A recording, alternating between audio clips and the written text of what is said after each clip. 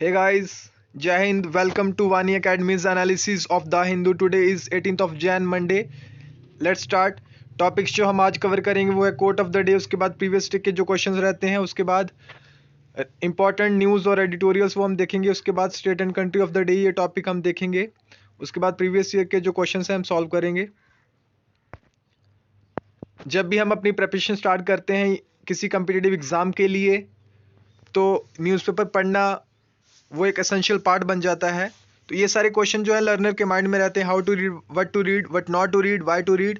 इन सारे क्वेश्चंस का और डाउट्स का एक ही आंसर है, दैट इज़ यूपीएससी का सिलेबस और जो प्रीवियस ईयर के क्वेश्चंस हैं। यहाँ पे सिलेबस कॉम्प्रीहेंडेड फॉर्म में दिया हुआ है, या इसे आप पढ़ सकते हो। ऐसे पेपर रहता है, उसके बाद जनरल स्टडी के 4 पेपर रहते हैं, जीएस 1 2 3 4। उसके बाद ऑप्शनल का पेपर रहता है और लैंग्वेज के जो हैं 2 पेपर्स रहते हैं जो कि क्वालिफाइंग नेचर के रहते हैं। जीएस 1 में art and culture, history, geography, society. GS 2 में governance, polity, social justice, international relation. GS 3 में technology, economic development, environment, biodiversity, security and disaster management. GS 4 में एथिक्स, इंटीग्रिटी एंड एप्टीट्यूड। और आपको ये syllabus you don't have to read it but you have to learn it और also you have to eat it. आज का जो coat है that is basically given by Dr. APJ Abdul Kalam, the president of our India, basically the former president, the people's president, the missile man of India. चलिए पढ़ते हैं। You have to dream before your dreams can come true. You have to dream before your dreams can come true. देखिए, जब भी हम कोई काम करते हैं या कोई किसी गोल को अचीव करने के लिए सोचते हैं तो पहले हमें वो ख्वाब, वो ड्रीम जो है उससे सोचना पड़ता है, उसके बाद हम स्टेप लेते हैं। कहते हैं अगर किसी चीज़ के बारे में हमने सोच लिया तो हमने इट इज़ हाफ डन, हमने आधा वो अचीव कर लिया। इसलिए पहले हमको सोचना होगा, पहले हमने जो गोल अचीव करना है पहले उसके बारे में हमारा जो प्लान है बिल्कुल क्लियर होना चाहिए, फिर ही हम उसे अचीव कर पाएंगे। You have to dream before your dreams can come true. और डॉक्टर एपीजे अब्दुल कलाम ने ही कहा था कि आपके जो ड्रीम्स हैं वो छोटे नहीं होने चाहिए, बहुत बड़े ड्रीम होने चाहिए। प्रीवियस डे के जो क्वेश्चन हम डिस्कस करते हैं उसमें आज देखेंगे कि जो हरियाणा के साथ इनमें से कौन सी स्टेट है जो कैपिटल शेयर करती है, दिस इज़ हरियाणा। और इसके साथ जो गुजरात, राजस्थान और पंजाब या कोई भी नहीं, इन तीनों में से कौन सी ऐसी स्टेट है जो इसके साथ जो अपनी बाउंड्री ने कैपिटल शेयर करती है। हरियाणा की जो कैपिटल है चंडीगढ़ है, और आपको बताना है कि इन तीनों स्टेट्स में से कौन सी ऐसी स्टेट है जो हरियाणा के साथ अपनी जो कैपिटल है वो शेयर करती है। चलिए स्टार्ट करते हैं इंपॉर्टेंट न्यूज़ और एडिटोरियल्स। सबसे पहले जो एडिटोरियल वाले सेक्शन में से हम देखेंगे अपडेट डिबेट।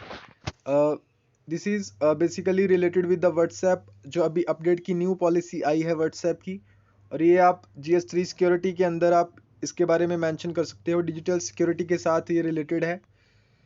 सबसे पहले इसे पढ़ते हैं। WhatsApp is updating its terms and privacy policy. की अपडेट्स जो हैं include more information about WhatsApp's service and how we process your data. कैसे जो कंपनीज़ हैं कैसे डेटा हमारा जो प्रोसेस करती हैं, जो हमारे मोबाइल नंबर्स होते हैं या जो हमारा स्टेटस होता है वहाँ पे, या प्रोफाइल पिक्चर्स होती हैं, तो वो कैसे हमारे जो डेटा को प्रोसेस करती हैं। इन्होंने अभी इसको ट्रांसपेरेंट किया है। How business can use Facebook how businesses can use Facebook hosted services to store and manage their WhatsApp chats. How we partner with Facebook to offer integrations across Facebook company products. By tapping agree, you accept the new terms and privacy policy which take effect on Feb 2021, जो हम article में इसके related पढ़ेंगे। After this date you will need to accept these updates to continue using WhatsApp.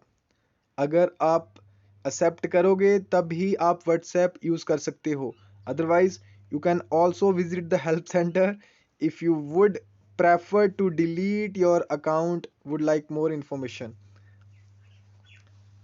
तो ये अभी WhatsApp की जो अभी नई पॉलिसी आई है कि आपको Feb 8 तक, इन्होंने पहले बताया था कि 8 Feb तक आपको एग्री करना होगा जो डेडलाइन है। लेकिन क्या हुआ कि इस एडिटोरियल में बेसिकली दिया हुआ है कि जब इन्होंने जो लास्ट डेट रखी थी 8 फेब को, कैसे उसमें अभी इन्होंने डेडलाइन को पुश किया है नवंबर 15 तक, वो हम देखेंगे। देखिए, अब privacy of citizens is too important to be left to business practices of digital companies. जो सिटीजन्स की प्राइवेसी है वो कोई आम बात नहीं है, that is quite a big thing. Recent update जो पॉलिसी हमने अभी देखी, प्रॉब्लम्स जो ये जो व्हाट्सएप है इसको 2014-15 में फेसबुक ने ऑन कर लिया था इसे।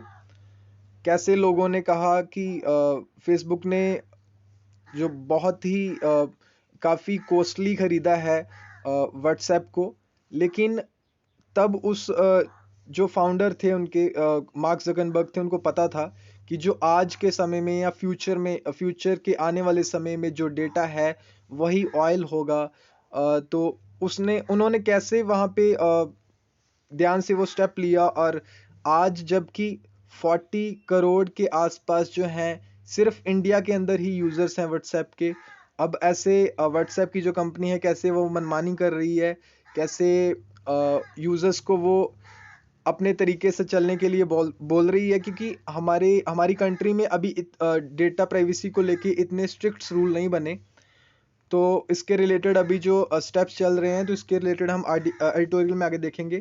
तो जब इन्होंने ये वाली पॉलिसी लेके आए तो काफ़ी जो यूज़र्स थे उन्होंने क्विट किया और अपना जो अकाउंट था वहाँ से डिलीट करके, और जो दूसरे ऐप्स थे जैसे कि सिग्नल एक ऐप है और एक टेलीग्राम ऐप है, वहाँ पे उन्होंने शिफ्ट कर लिया यूज़र्स ने, बहुत सारे यूज़र्स ने। और व्हाट्सएप भी वही same end to end encryption policy use करता था जो कि सिग्नल ऐप यूज़ करता था। It is also an American company. WhatsApp जो अभी इसने अपनी जो डेडलाइन है that is basically shifted to 15 मई तक, इसने अपना जो डेडलाइन है इसे पुश किया है।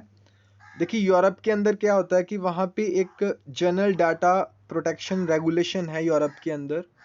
वहाँ पे इतनी आसानी से ये जो जायंट्स हैं, ये कंपनीज हैं, वहाँ पे डेटा के साथ ऐसे जो वहाँ पे जो जनता है, वहाँ पे जो लोग हैं, उनका जो डेटा है वहाँ पे सिटीजन्स का, जैसे यहाँ पे बता रहे हैं वैसे ही वहाँ पे इतनी स्ट्रिक्ट पॉलिसी नहीं लेके आ सकते। It can not force changes on users of Europe. Users are in control of their data much more than anywhere in the world. वहाँ पे बहुत रिस्ट्रिक्शंस हैं। तो एडिटोरियल में कहा गया है कि कैसे हमारी जो प्रेजेंट गवर्नमेंट है इसको बहुत ही स्ट्रिक्ट लॉज लेके आने चाहिए इस पे, जैसे यूरोप ने किया है और काफ़ी अदर जैसे कंट्रीज़ ने किया है। हमें भी ऐसा एक लॉ लेके आने की ज़रूरत है, क्योंकि यहाँ पे privacy of billion citizens is too important, बहुत ज़्यादा इम्पॉर्टेंट है a thing to be left just to practices of commerce enterprise. जो भी कंपनीज हैं वो ऐसे हमारे डेटा के साथ खिलवाड़ नहीं कर सकती, जैसे आपने इसमें पढ़ा और काफ़ी न्यूज़ भी आपने इसके रिलेटेड सुनी होगी। It will be reassuring if it will be guaranteed bye a strong law. अगर स्ट्रॉन्ग लॉ लेके आया जाए तब कुछ हो सकता है, वरना ये तो जो कंपनीज हैं, ये जो सिटीजन्स का डेटा है उसके साथ ये कुछ भी मिसयूज़ कर सकते हैं। जैसे इससे पहले भी एक जो कैम्ब्रिज एनालिटिका वाली जो दुर्घटना हुई थी, उसके बाद इतना नुकसान नहीं हुआ व्हाट्सएप को या फेसबुक को जितना अभी इससे हुआ है। काफ़ी पुशबैक लगा है इसको, और इसीलिए इसने अपनी जो पॉलिसी है दैट बेसिकली इसने जो अपडेट वाली डेडलाइन है इसे पुश किया है 15 मई को। तो चलिए देखते हैं आगे क्या होता है और किस तरह से जो हमारी गवर्नमेंट है कैसे किस तरह के स्ट्रिक्ट लॉज लेके आती है। शैडो एंटरप्रेन्योरशिप, इसके रिलेटेड एक पेज नंबर 7 के ऊपर आर्टिकल था। देखिए, शैडो एंटरप्रेन्योरशिप वो बिजनेस या वो एंटरप्रेन्योर्स होते हैं जो कि अपना बिजनेस को मैनेज करते हैं, that sells legitimate goods and services but they do not register their businesses. अपने बिजनेसेस को रजिस्टर नहीं करते, this means that they do not pay tax, वो टैक्स नहीं देते, operating in a shadow economy में रह के वो अपना बिजनेस चलाते हैं, और कैसे वो टैक्स नहीं पे करते और कैसे टैक्स देने से भागते हैं। अभी रिसेंटली क्या हुआ, जिसके रिलेटेड इस एडिटोरियल में न्यूज़ है, एक प्रोफेसर थे बिजनेस स्कूल के, जिन्होंने अपनी जो फैकल्टी की जो उनकी पोजीशन थी उसको मिसयूज किया by providing fake certificates to students, जिनको वो कंपेल कर रहे थे basically to attend an online course that he taught. जो उन्होंने कंपेल किया स्टूडेंट्स को ताकि उनका ऑनलाइन कोर्स वो देखें, और उसके बाद उन्होंने फेक सर्टिफिकेट्स दिए स्टूडेंट्स को। और जब जो इंस्टीट्यूशन था उनकी नज़र में ये आया, उन्होंने डिस्कवर किया इस रैकेट को, तो उन्होंने इमिडिएटली उन्हें वहाँ से डिसमिस किया। सिर्फ एजुकेशन के अंदर ही नहीं, बल्कि जो बैटिंग इकोनॉमी है, जैसे आजकल बहुत जैसे गेम्स के ऊपर गैम्बलिंग होती है, उसके अलावा फाइनेंस के अंदर, हेल्थ केयर के अंदर, फार्मास्यूटिकल जो इंडस्ट्रीज हैं, कैसे उनके अंदर जो शैडो एंटरप्रेन्योरशिप या शैडो बिजनेसेस चलते हैं, शैडो इकोनॉमी चलती है, उसके रिलेटेड इस एडिटोरियल में बात की गई है। अभी इसका सजेशन भी बताया उन्होंने। स्टैनफोर्ड रिसर्च हुई थी एक स्टैनफोर्ड यूनिवर्सिटी में, और उसके अलावा आईएमएम जो Indian institute of management Ahmedabad है, वहाँ भी एक रिसर्च हुई। यहाँ पे बोला गया है कि स्ट्रांगली मॉनिटर करना चाहिए जो क्वालिटी है, एसेंशियल्स की जो क्वालिटी है उसे स्ट्रिक्ट तरीके से मॉनिटर करना चाहिए। उसके बाद जो कंप्लाई नहीं करते इनके साथ, उसको उनके लिए पनिशमेंट भी होना चाहिए, जेल टर्म होना चाहिए। गवर्नमेंट को इसके रिलेटेड अटेंशन पे करना होगा, उनको ध्यान देना होगा, ये शैडो जो एंटरप्रेन्योरशिप है। और इसके रिलेटेड आपको प्रीलिम्स में भी क्वेश्चन पूछ सकते हैं, shadow entrepreneurship is related with, तो आपको एमसीक्यूज के फॉर्म में भी ये पूछा जा सकता है, और आप कोट भी कर सकते हो इस एग्जाम्पल को अपने आंसर्स में। नेक्स्ट जो है फर्स्ट पेज के ऊपर ये न्यूज़ थी, 2.24 लाख वैक्सीनेटेड इन 2 days, 447 रिपोर्टेड एडवर्स रिएक्शंस। देखिए दो तरह की दो वैक्सीन्स थी। एक कोविशील्ड है जो सीरम इंस्टीट्यूट ऑफ इंडिया और एस्ट्राजेनिका जो कि एक यूके की कंपनी है, उनके द्वारा मिलकर ये बनाई गई कोविशील्ड। इसका तो जो फेज 3 के ट्रायल्स थे दैट वर पब्लिक, ये उनको पब्लिक किया। लेकिन जो कोवैक्सीन थी जो भारत बायोटेक और आईसीएमआर द्वारा जो बनाई गई, उसके अंदर देवर डिमांडिंग, देवर बेसिकली वो बोल रहे थे कि कंसेंट लेना पड़ेगा, कंसेंट देना पड़ेगा बेसिकली। जो वॉलंटियर करेगा या जिसको वैक्सीन ये लेनी है, जिसको ये जैब लेनी है, उसको मतलब मंजूरी देनी होगी अपनी कि हाँ मैं ये लेना चाहता हूँ। गारंटी मतलब जो गवर्नमेंट जो थी, क्योंकि इन्होंने अभी जो अपना इनका डेटा था वो अभी इन्होंने पब्लिक नहीं किया था। इनका जो फेज 3 का जो ट्रायल्स का डेटा था, क्या रिजल्ट्स थे, उनको कोवैक्सीन ने कोवैक्सीन ये जो वैक्सीन है, इन्होंने अपना जो डेटा है इस वैक्सीन का भारत बायोटेक और आईसीएमआर ने इन्होंने ये डेटा पब्लिक नहीं किया, इसलिए ये कंसेंट मांग रहे थे उसका। और इसके साथ आप देख सकते हो जो ये सारी वैक्सीन हैं, फाइजर जो है यूएसए की, मॉडर्ना यूएसए की, और स्पुतनिक 5 रशिया की, जिसको अभी बात चल रही है इंडिया में रेगुलेशन के लिए। और 16 से ये शुरू हुआ था, और 2.24 लाख अभी तक उनको वैक्सीन दी गई है। और बेसिकली ये बोला गया है कि 3 करोड़ मतलब सिटीजन्स जो है हमारी कंट्री के, उनको ये वैक्सीन दी जाएगी। उसमें से प्रायोरिटी है जो फ्रंट लाइन जो वर्कर्स हैं, उसके साथ जो हेल्थ वर्कर्स हैं या ऑफिशियल्स हैं, उनको पहले प्रायोरिटी दी जाएगी। उसके अलावा 20+ करोड़ जो हैं जो कोमोबिडिटीज़ हैं, जिनको एक से ज़्यादा बीमारी जैसे होती है, ताकि उनके जो जब वायरस उनकी बॉडी में एंटर कर जाता है, तो उनका सर्वाइवल का जो चांसेस हैं वो बहुत ही कम हो जाते हैं, इसलिए उनको प्रायोरिटी दी गई है। और जो 18 कल की न्यूज़ में था कि जो 18 ईयर्स और उसके बिलो हैं, उनको ये वैक्सीन नहीं दी जाएगी। और उसके अलावा जो प्रेग्नेंट वुमेंस हैं या जो लैक्टेटिंग वुमेंस हैं, उनको भी ये जो वैक्सीन है ये नहीं दी जाएगी। और अभी तक बेसिकली ये 6 स्टेट्स हैं जो कवर हुई हैं, आंध्र प्रदेश, तमिलनाडु, कर्नाटका, आंध्र प्रदेश, केरला और मणिपुर। आंध्र प्रदेश, तमिलनाडु, यहाँ पे आप देख सकते हो, कर्नाटका, अरुणाचल प्रदेश, केरला और मणिपुर। नेक्स्ट जो है, this article was also given on the first page, farmers firm on conducting Republic day tractor parade इसके बारे में आप यहाँ पे पढ़ सकते हो कि कैसे ये फार्मर अभी भी डटे हुए हैं कि हमें जो 3 कंट्रोवर्शियल फार्म लॉज हैं इनको अभी हमने रिपील करवाना है, रद्द करवाना है। और ये प्रोटेस्ट काफ़ी महीनों से चल रहा है। अभी तक 9 बार बातचीत हो चुकी है सेंटर और फार्मर्स के बीच में, लेकिन अभी तक स्टेलमेट की कंडीशन बनी हुई है। और अभी 19 जैन को, अभी कल यानी कि अभी 10वीं बार फिर वो बातचीत होगी सेंटर और फार्मर्स के बीच में।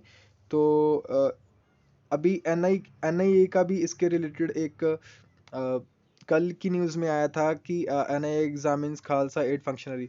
तो उन्होंने अराउंड 40 जो थे लोग थे उनको समनिंग किया, बेसिकली उनको बुलाया वहाँ पे एज अ विटनेस के लिए।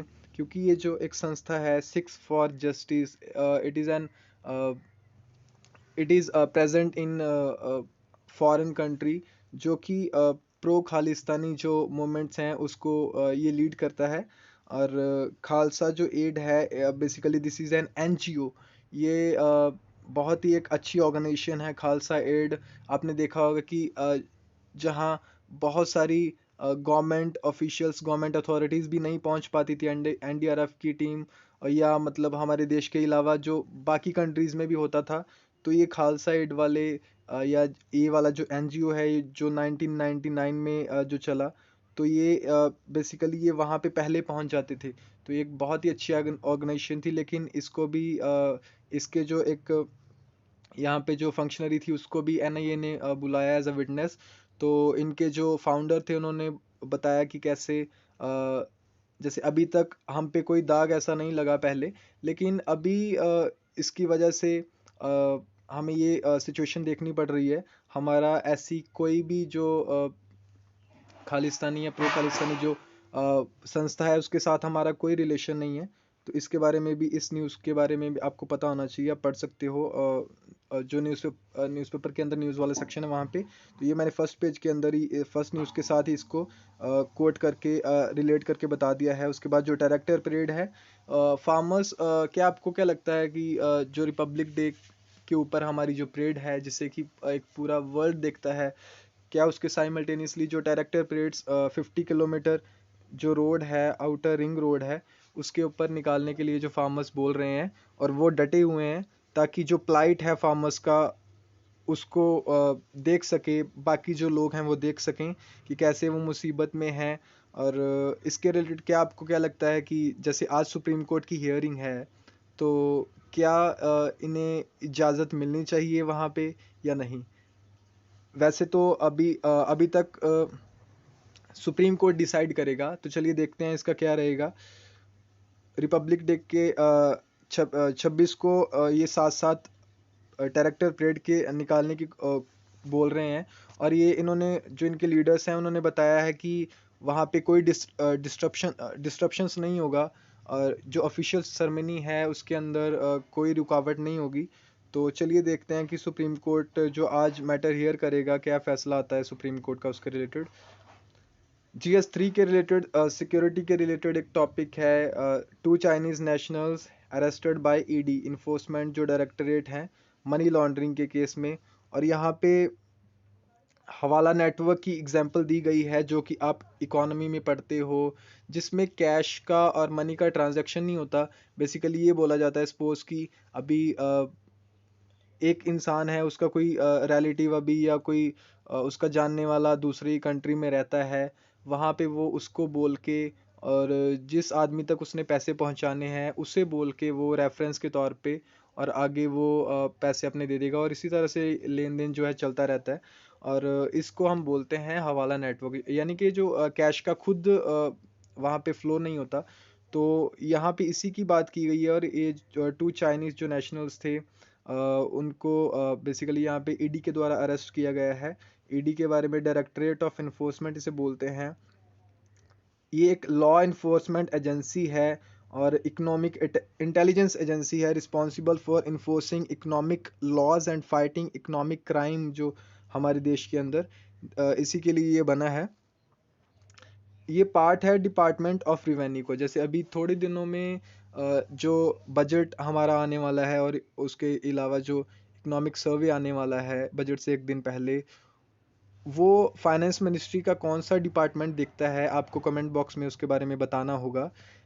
तो ये जो ईडी है, it is a part of department of revenue, ministry of finance, government of India. It is composed of officers from Indian revenue service, Indian corporate law service, Indian police service and Indian administrative service.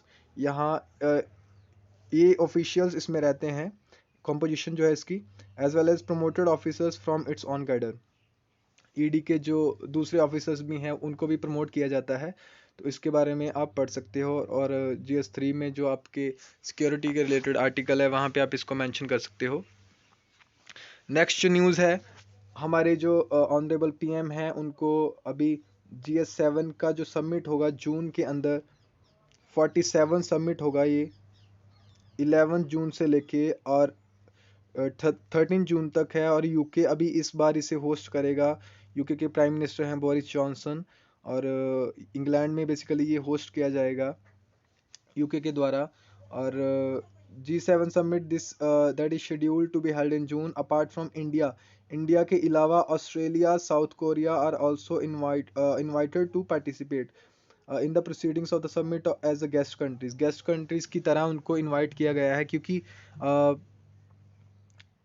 जैसे G7 के अंदर जो है India included नहीं है, और यहाँ पे इनको एज अ गेस्ट ही बुलाया गया है। UK prime minister Boris Johnson है will use the first in person G7 summit in almost 2 years to ask leaders, including Indian Prime Minister Narendra Modi, to seize the opportunity to build back better from coronavirus, uniting to make future fairer, greener and more prosperous। अपने future को, इस world के future को और fairer, greener और मोर prosperous बनाने की बात की गई है, बात करेंगे वो, जो कि यहाँ पे G7 समिट होगा यूके के अंदर। तो इसके अलावा जो यूके के और इंडिया के जो रिलेशंस हैं उसके रिलेटेड आप एग्जाम्पल कोट कर सकते हो इस समिट के रिलेटेड जो यूके अभी होस्ट करेगा। क्योंकि जो यूके है that is also a permanent member in the United nation security council, जिसमें अभी इंडिया जो है नॉन परमानेंट मेंबर में उसकी सिलेक्शन हुई है, इट इज़ सेलेक्टेड। और यहाँ पे यूके को अभी जो इसकी प्रेसिडेंसी है यूएनएससी की, वो अभी कमिंग ईयर में, आने वाले ईयर में मिलेगी। और तब देखते हैं कि इंडिया और जो यूके के रिलेशंस हैं इससे, इस समिट से काफ़ी बेनिफिशियल रहेंगे। ये प्रीलिम्स के अंदर आपसे क्वेश्चन पूछा जा सकता है कि जो ये न्यूज़ है basically, youth gored by bull during Jallikattu dies. एक जो था बुल था उसने अटैक कर दिया, एक 24 ईयर एक मैन था, एक आदमी था, उसके उसके ऊपर बुल ने अटैक कर दिया। और जलीकट्टू के बारे में आपको पता होना चाहिए। और जलीकट्टू जो है एक बुल टेमिंग स्पोर्ट है, जो कि तमिलनाडु के अंदर इसे प्रैक्टिस किया जाता है। काफ़ी बार ये न्यूज़ में रहा है। पहले जो जो हाई कोर्ट है वहाँ का लोकल, वहाँ पे ये था कि पहले ये बंद करवाना चाहते थे कि ऐसी स्पोर्ट्स नहीं होनी चाहिए, लेकिन फिर भी ये ऐसी अभी दोबारा से स्टार्ट हुई हैं। जलीकट्टू के बारे में आपको पता होना चाहिए, एक ट्रेडिशनल इवेंट है जिसके अंदर बुल टेमिंग होती है, बुल को पकड़ना होता है बेसिकली। जो जो भी पकड़ता है that is finally declared as winner. उसके बाद जो एक कंबाला स्पोर्ट है, that is a buffalo race, annual buffalo race, जो कि south western India state of Karnataka की जो स्टेट है उसके अंदर ये रेस होती है। That is also related with ancient traditions. तो ये दोनों के रिलेटेड आपको पता होना चाहिए। दिस इज़ बेसिकली जलीकट्टू जो है बुल टेमिंग एक्सरसाइज है, और कंबाला जो है that is a buffalo race. तो प्रीलिम्स में आपको कंफ्यूज किया जा सकता है, आपको इसके बारे में पता होना चाहिए।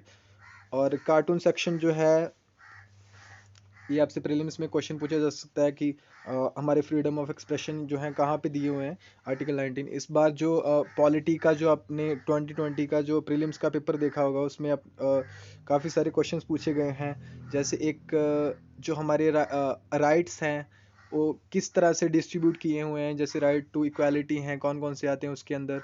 और राइट टू फ्रीडम में राइट टू जो कल्चरल एजुकेशन है, उसके बाद राइट अगेंस्ट एक्सप्लॉयटेशन, कौन कौन से आर्टिकल कौन कौन से जैसे डिस्ट्रीब्यूशन उसमें किए हुए हैं। तो एक आर्टिकल उसमें पूछा गया था कि ये किस कैटेगरी के अंदर इंक्लूड करते हैं। तो ये जो कार्टून सेक्शन है जो न्यूज़पेपर के अंदर आता है, ये आप देख सकते हो कि ये जो जिन्हें अभी लेके जाया जा रहा है ज़बरदस्ती, ये कौन है भाई साहब, और ये जो अभी सफाई यहाँ पे करेंगे, ये कौन है। तो बेसिकली आपको पता ही होगा, और it is related to some other country. तो ये एक तरह का एक्सप्रेशन है कि कार्टून के ज़रिए या पोस्टर्स के ज़रिए हम एक्सप्रेस कर पाते हैं। तो ये हमारे कॉन्स्टिट्यूशन के अंदर कहाँ पे दिया हुआ है, और अपने ओपिनियंस को एक्सप्रेस करने की जो फ्रीडम है, तो ये आप आर्टिकल 19 को रिवाइज कर सकते हो। नेक्स्ट एक टॉपिक है GS3 के साथ रिलेटेड, क्लाइमेट चेंज के रिलेटेड। यहाँ पे एक जो डेटा दिया होता है, the earth's global average surface temperature in 2020 tied with 2016 for the hottest year on record. अभी 9 सालों में ये रिकॉर्ड में रहा, और 9 out of the world's 10 warmest years were between 2010 and 2020। With such trends and increasing human activities such as burning of fossil fuels and deforestation। देखिए, मैं एक और बात पूछना चाहता हूँ। अभी रिसेंटली जो फार्मर्स थे, उनकी ये भी डिमांड थी कि जो अभी स्टबल बर्निंग वो करते हैं, उसके रिलेटेड जो काफ़ी ज़्यादा जो फ़ाइन रहता है, अगर किसी को स्टबल बर्निंग करते देख लिया गया तो काफ़ी ज़्यादा उस पर फ़ाइन रहता है। और वो ये भी मतलब डिमांड है उनकी कि इसको ख़त्म किया जाए। इस जो ये पनिशमेंट है या ये लॉ है स्टबल बर्निंग के लिए बेसिकली। तो क्या आपको क्या लगता है कि ऐसा होना चाहिए या नहीं होना चाहिए? क्योंकि चाहे वो एक फ़ाइन ज़्यादा है, लेकिन कोई और मेथड ढूंढने चाहिए, और गवर्नमेंट को भी, जो स्टेट गवर्नमेंट्स हैं उनको भी उनकी मदद करनी चाहिए, ताकि उनको भी, क्योंकि फार्मर्स भी वो भी मजबूर हैं कि कैसे वो टैकल करें इस सिचुएशन को। तो गवर्नमेंट को, जो स्टेट गवर्नमेंट्स हैं, उन्हें भी इसके लिए जो फार्मर्स हैं उनकी हेल्प करनी चाहिए। तो इसके रिलेटेड आप डेटा जो है यहाँ से पढ़ सकते हो। और जो पेरिस एग्रीमेंट है, आपको पता होना चाहिए, is legally binding international treaty on climate change.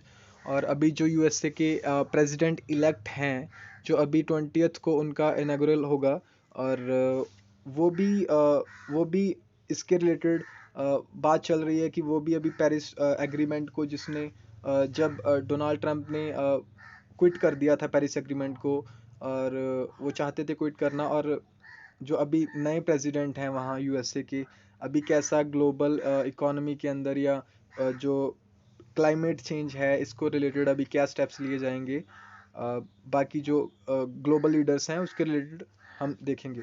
It was adopted by 196 parties at COP21 in Paris on 12th December 2015 and entered into force on 4 November 2016। इसके रिलेटेड आपको पता होना चाहिए, its global is to limit its goal is to limit its goal is to limit warming to well below 2 degrees Celsius, preferably to 1.5 degree Celsius compare to pre industrial जो levels हैं उसके comparatively 1.5 degree Celsius तक जो average है वहाँ रखने की बात की जाती है। इसमें ये गोल है इसका। तो इसके भी जो एग्जांपल है, आप GS3 के जो आपके आंसर्स हैं एनवायरनमेंट रिलेटेड या कंजर्वेशन के रिलेटेड, उसमें आप कोड कर सकते हो। स्टेट्स जो हम अभी तक हमने डिस्कस कर ली हैं, आंध्र प्रदेश, अरुणाचल प्रदेश, हरियाणा और Assam, Bihar, then Chhattisgarh, then Goa, then Gujarat. आज जो डिस्कस करेंगे हम, दैट इज़ हिमाचल प्रदेश। इसकी जो कैपिटल है आपको कमेंट बॉक्स में बताना होगा, दिस इज़ हिमाचल। और जो इसके साथ बाउंड्री शेयर करते हैं, that is union territory of Jammu and Kashmir, then union territory of Ladakh. और पंजाब की जो स्टेट है, हरियाणा स्टेट है, जो यूपी भी स्टेट है, और यूपी स्टेट भी इसके साथ बाउंड्री शेयर करती है।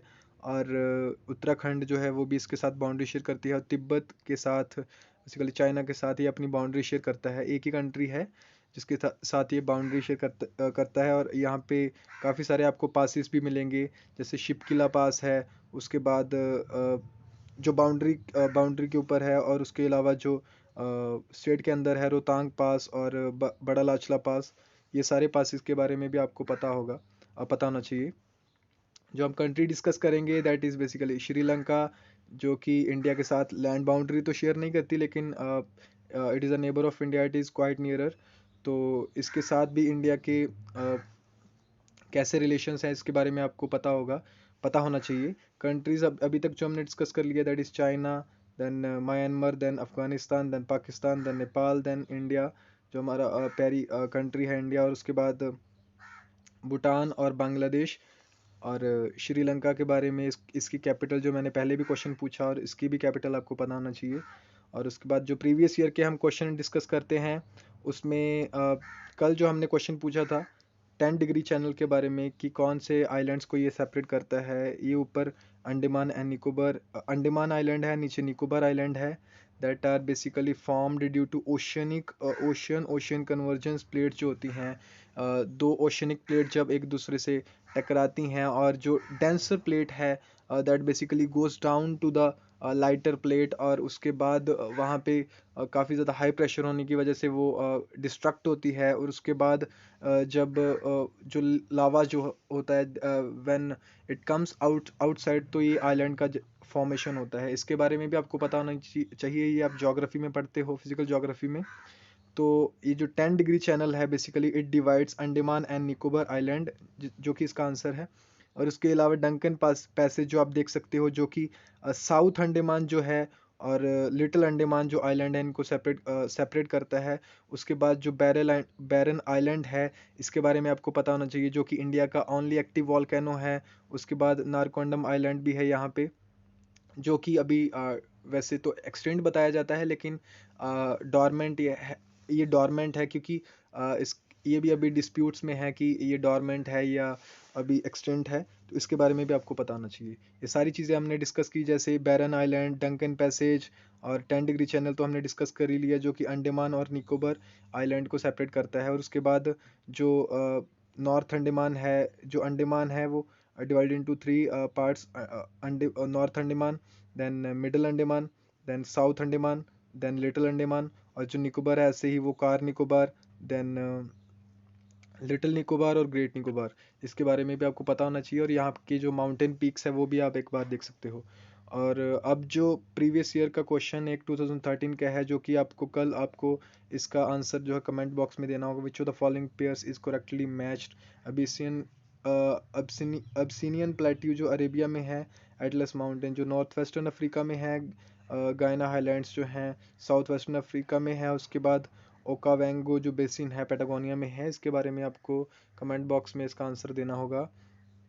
और आप रेडी रहिए, आज 6 PM को वानी मैम आज लेके आएंगी आपके लिए एक रिवीजन सेशन, जिसमें MCQs रहेंगे, और जो आज का करंट अफेयर्स का टॉपिक है आप वहाँ पे भी रिवाइज कर सकते हो MCQs के साथ प्रैक्टिस करके। और आपको ज़रूर इसे ज्वाइन करना है। और इस इनिशिएटिव को आप ये जो YouTube चैनल है इसे आप ज़रूर सब्सक्राइब करें और अपने फ्रेंड्स के साथ शेयर करें। इस वीडियो को लाइक करें, कमेंट करें, शेयर करें। और इस टेलीग्राम जो चैनल है, और इसको आप ज्वाइन कर सकते हो। वहाँ पे आपको इसकी PPT मिलेगी। और इधर आई बटन जो है वहाँ पे उसको आप प्रेस करके जो प्रीवियस वीडियोस हैं वहाँ पे आप उसको, जो प्रीवियस डे का जो अगर आपने नहीं देखा, जो एनालिसिस है, DNA एनालिसिस है, उसको भी आप देख सकते हो। और उसके अलावा काफ़ी जो वीडियोस आपके लिए यूज़फुल रहेंगी, उसको आप आई बटन पे क्लिक करके ऊपर ये टॉप पे दिया हुआ है, आई बटन पे क्लिक करके आप देख सकते हो। ठीक है, थैंक यू।